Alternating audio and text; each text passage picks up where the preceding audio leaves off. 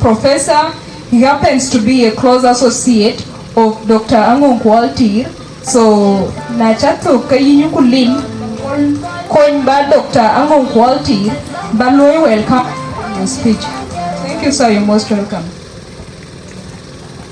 By Michael McQuay, Jana ko di ka ba ka daw sa mo. Taban nan ran dupiyo ka jama.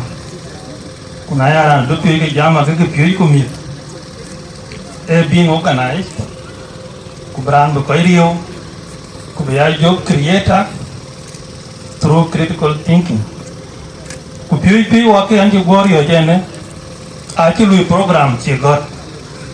So I say walk up here to Uya. Walk yung chen wall very.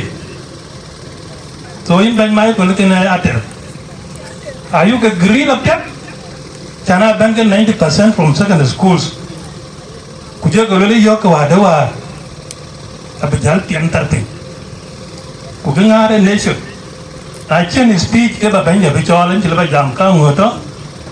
Kuna liu Mayom kwara Deng ko kira ngarwo wadia ay professors kujara andi jala yun majok wa mi bor yung ichie wa nang bor county lecturers in universities and higher institutions of learning kana bola pio so na bai chol ban diktor kan le ran choma dinga cholo ko chi wa ku bai kine jeloi ene get pionda kana mading get pionda kana kwa ina ngau kurotine terban ene get pionda kana yugulo ya ku pionda anu kira loide kabulu ene get pionda kwan jal ku nar ken yito noy na yugo bore ya ken get pionda ene kana anar ken diktor balwel kiro bor community enyandai ku kire university achimi da kirai